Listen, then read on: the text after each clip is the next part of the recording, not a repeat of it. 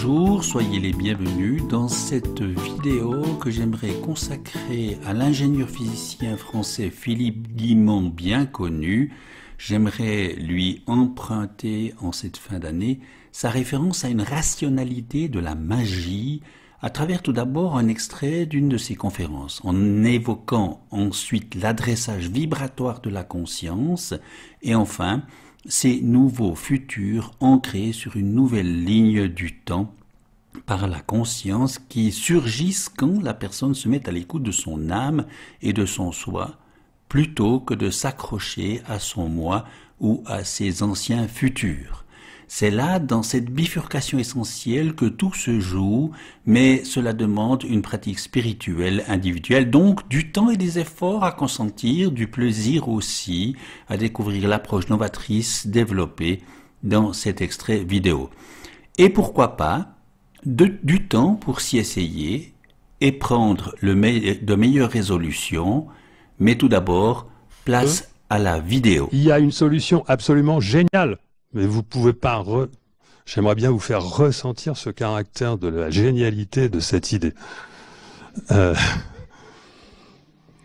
y a une solution géniale à la question de savoir comment se détermine le futur au-delà d'un certain temps, lorsque la mécanique devient trop imprécise, parce qu'on descend au niveau du quantique, on descend à l'échelle de Planck. Eh bien, là, il apparaît un multivers. Eh bien, il y a une solution très simple, mais vraiment en plus hyper élégante et qui va même séduire les physiciens et même les matheux. C'est tout simplement que, en dessous d'une certaine taille, en dessous d'une certaine valeur infinitésimale, c'est la vibration qui prend le relais. C'est-à-dire que la précision que vous n'avez plus dans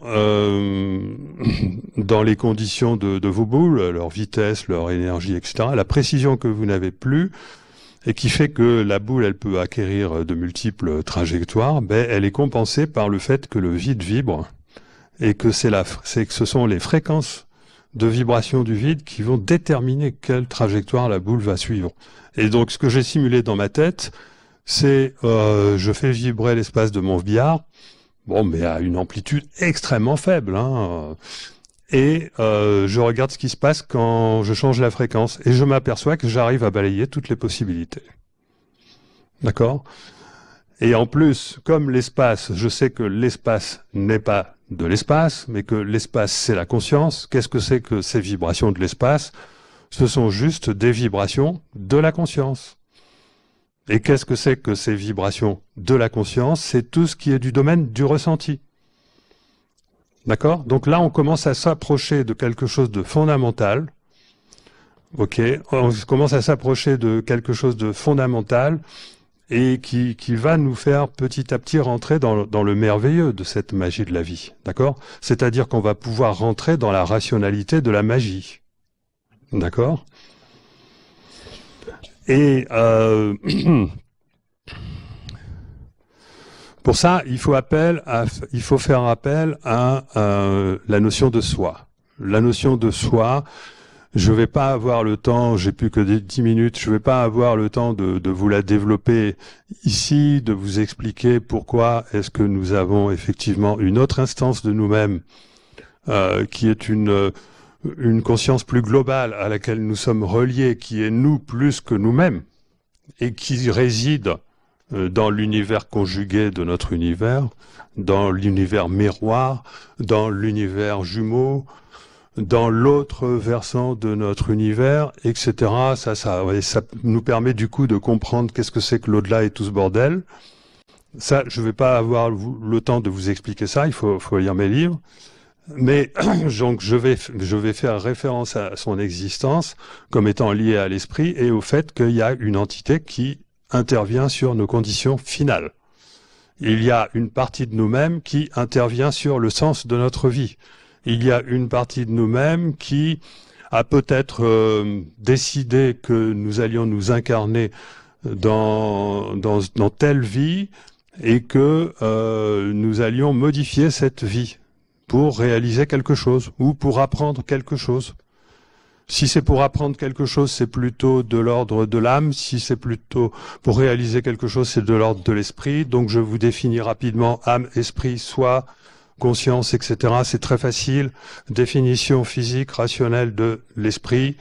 L'entité qui détermine notre nouveau futur. Il existe, c'est objectif, il n'y a rien à dire.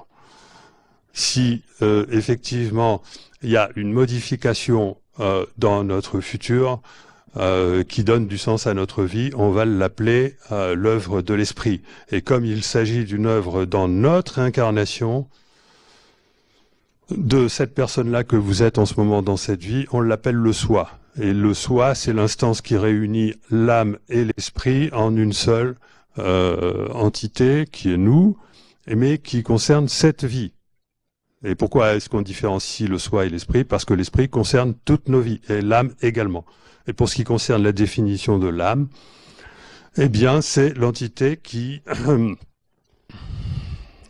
non pas détermine, mais c'est l'entité qui va jouer le rôle du kéros, dont je vais vous parler rapidement, puisque j'avais oublié, qui va jouer le rôle du... Ah non, j'ai pas tout à fait oublié, c'est le papillon. C'est l'entité qui va jouer le rôle du kéros, c'est-à-dire que c'est l'entité qui va nous appeler à modifier notre futur à un moment donné. Mais pour ça, il faut avoir récupéré la vibration du soi. C'est-à-dire que si, maintenant que je vous ai expliqué comment notre futur pouvait changer, c'est-à-dire en modifiant sa vibration, enfin, je suis allé un peu vite, mais c'est parce que j'ai pas beaucoup de temps, donc c'est votre vibration, c'est pas une question de fréquence, hein. C'est pas les vibrations haute fréquence vous emmènent vers le bien, les vibrations basse fréquence du vide vous emmènent vers le mal. C'est beaucoup plus compliqué que ça. Pour arriver à faire une œuvre dans la matière qui soit vraiment belle, radieuse, etc., et qui vous apporte, qui vous rende heureux, etc., c'est une vibration très complexe, hein. C'est quelque chose qui, la meilleure analogie, c'est la musique, hein. Un orchestre symphonique, par exemple, vous donne une idée de ce que c'est que cette vibration-là. Parce que la réalité est quelque chose de très complexe et que pour faire le bien, pour agir correctement, pour être sage, il faut vibrer un orchestre symphonique en nous. Pas des hautes fréquences, pas des basses fréquences, il s'agit de vibrer un orchestre symphonique en nous. Et si cet orchestre symphonique que nous vibrons en nous est en résonance avec l'orchestre symphonique que vibre notre soi, eh bien alors ça va nous permettre de réaliser notre meilleur futur, c'est-à-dire celui de notre soi qui est plus nous que nous-mêmes. Et c'est là que ça va provoquer les synchronicités qui agissent comme le kéros qui passe pour vous indiquer quel est le bon chemin à prendre. Et moi, j'ai vécu ça dans ma vie. J'ai vécu ça dans ma vie à plusieurs reprises. C'est pas seulement de la théorie, c'est de la pratique. Et donc, le kéros, c'est quelque chose de très important. C'est quelque chose, alors K-A-I-R-O-S, c'est les Grecs qui ont inventé cette notion. C'est ils l'introduisent comme un temps supplémentaire. Et il faudrait introduire un autre temps supplémentaire, ce qui fait qu'au total, il y aurait 3 temps. Il y aurait le temps aion, qui représente le nouveau cycle, celui que le soi, votre soi, ce vous-même qui est plus vous-même que vous, aimerait la route qu'il aimerait vous faire prendre. Ça, c'est aion, le nouveau cycle dans lequel il essaye de vous faire rentrer. Parce que vous avez besoin d'apprendre, et quand que vous avez appris, vous pouvez devenir une personne meilleure, qui fait quelque chose de nouveau, dans un nouveau cycle. Ça, c'est aion. Et le kéros, c'est le messager du futur. C'est celui qui vous indique le chemin à prendre pour peu que vous vibriez la vibration de votre soi. Et la vibration de votre soi, pour la capter, parce qu'elle se capte, c'est pas la volonté. C'est l'intention. Il y a une différence entre intention et volonté. L'intention, et je parle de l'authentique, c'est l'intention que vous captez lorsque vous saisissez la vibration de votre soi, et le coup de tampon qui vous indique que c'est la bonne, c'est la joie. C'est-à-dire que lorsque vous ressentez avec joie le sens de votre existence, c'est bon, vous tenez la bonne vibration avec laquelle vous allez pouvoir réaliser vos rêves. Ça marche comme ça. D'accord? C'est-à-dire que, mais pour y arriver, il faut se déconditionner parce que le cerveau est un grand simulateur et il va vouloir jouer ce rôle. Le cerveau va vouloir vous piquer cette prérogative. Votre cerveau va vouloir vous faire croire qu'il a réussi à se connecter. On appelle ça l'ego spirituel.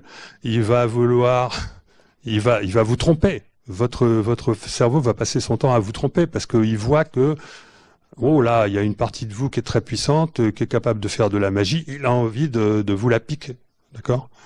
Et donc, il faut faire très attention. Lorsqu'on veut, par exemple, apprendre à provoquer des synchronicités, il faut faire très attention parce que faut faire très attention à ne pas avoir des synchronicités partout.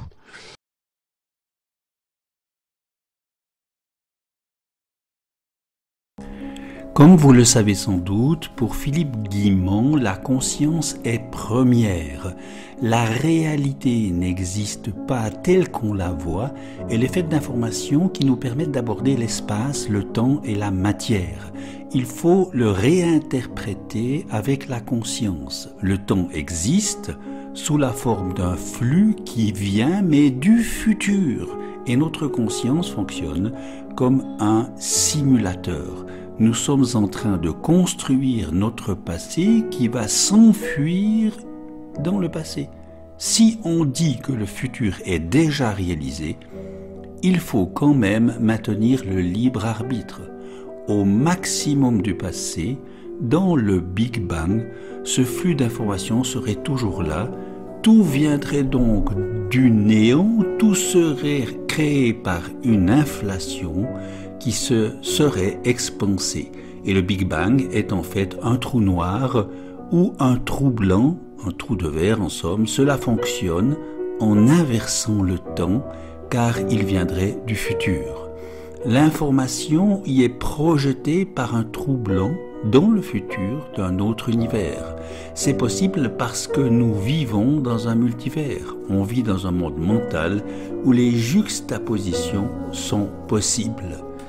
Il est donc l'ensemble de toutes les branches possibles de notre univers, mais cela ne le change pas fondamentalement.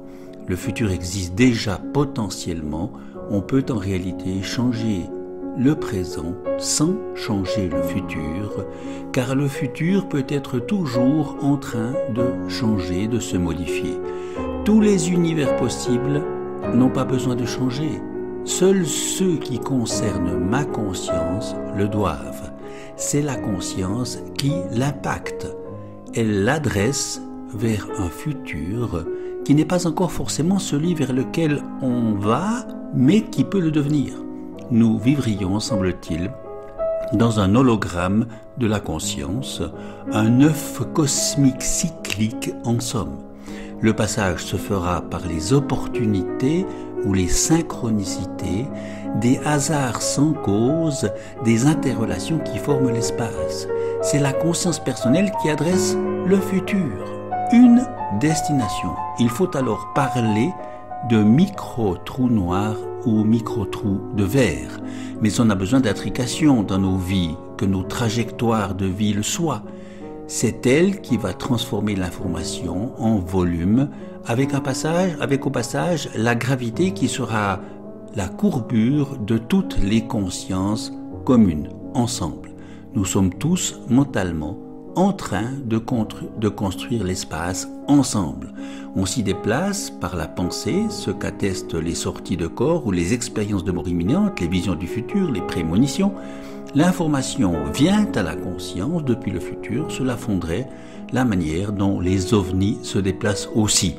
Et c'est par les vibrations du vide que sont ouverts les trous de verre, plus précisément par les ondes de torsion. La conscience demeure sur une fenêtre de temps, une fenêtre perspective spécifique située juste au-dessus du cerveau. Nous avons naturellement une perception du futur proche. Il y a un décalage qui permet un choix dans le futur et c'est la raison pour laquelle l'effet placebo existe. La conscience peut aller chercher de l'autre côté dans l'autre version de l'univers miroir ou jumeau, de quoi faire des choix nouveaux, capter la vibration du soi, qui nous permet de nous aligner sur une vibration, une intention authentique. C'est une sorte de GPS destiné à nous guider. On est donc automatiquement connecté au soi quand on prend distance avec le mental, l'ego, les jugements automatiques et les diabolisations, donc les nuisances émotionnelles, car c'est dans la nature de l'humain profond que d'être connecté, que d'être spirituel. C'est un apprentissage qui réclame des efforts avant tout par le détachement, le lâcher-prise et la confiance. Cela permet d'activer l'intuition comme mode de connexion au soi, à plus grand que soi, que le petit soi. La foi est la connexion émotionnelle au soi. Mais elle n'a rien à voir avec des croyances qui sont, elles, totalement reliées au mental et universelles, y compris chez les scientifiques. Nos connexions nous relient alors au futur déjà réalisé sans le passé et sans passer par le présent, ou dans une acausalité. Le tunnel de vie change, nos intentions excitent le vide quantique et nos zones de faible densité sont reliées dès lors que nous sortons des sentiers battus et que nos modes de vie changent également. Alors, le futur est bien obligé de créer le présent qui va avec et de le créer par rétro-causalité. Mais cela ne se fait pas d'un coup. Le futur résiste l'ancien futur, au désir de changement, à ce nouveau futur, en perspective en devenir. Il faut que des probabilités nourrissent en densité, le souhait qu'on a déposé. L'ancien futur reste actif dans le temps imaginaire, il peut donc ressurgir et vient de toute façon perturber les changements souhaités. Au niveau de la société, le paradigme se situe entre continuer dans la matérialité et oser la spiritualité. On peut dire en quelque sorte ceci. Pour modifier son avenir, comme nous le dit Philippe Guimond, il faut 3 principes fondamentaux qui vont favoriser les coïncidences et les synchronicités. 1. Se lier à son soi intérieur. Se trouver soi-même, et c'est le déconditionnement à travers le détachement et le lâcher-prise. Il faut savoir dire non à ce qui est, à la voie actuellement programmée. Deuxièmement, passer du rêve éveillé à la réalité, en développant la foi et la confiance, en visualisant le parcours que l'on souhaite vivre. Troisièmement, joindre les actes aux intentions, ouvrir le champ des possibilités en partant à l'aventure. L'univers répondra par des signes qui nous mettent sur la voie. L'information ainsi donnée au futur va déclencher en retour la création d'un nouveau futur, d'un chemin pour réaliser le changement désiré. Ainsi, le nouveau futur est créé par le libre arbitre. Mais il est important de savoir dire non pour contrecarrer nos automatismes et se libérer des anciens futurs. Nous aurons ici notamment à développer la confiance, le lâcher-prise, apprendre à sortir des sentiers battus, apprendre à se demander mais qu'est-ce qu'on a fait qui nous met plus en joie? Une fois qu'on s'est trouvé, on peut ne pas être sûr. Il faut donc parler à son plus grand soi, au plus authentique de soi. On va se retrouver automatiquement avec des réponses. Profiter alors pleinement, rationnellement et consciemment de la magie qui en découle, de ce lien merveilleux de la conscience avec le plus grand soi que nous pouvons solliciter, créer ou entretenir en toute liberté. Et vivre aussi à travers notre âme, par son aide, ces moments d'intuition, d'inspiration, de prémonition, de coïncidence, de heureux hasard et de synchronicité.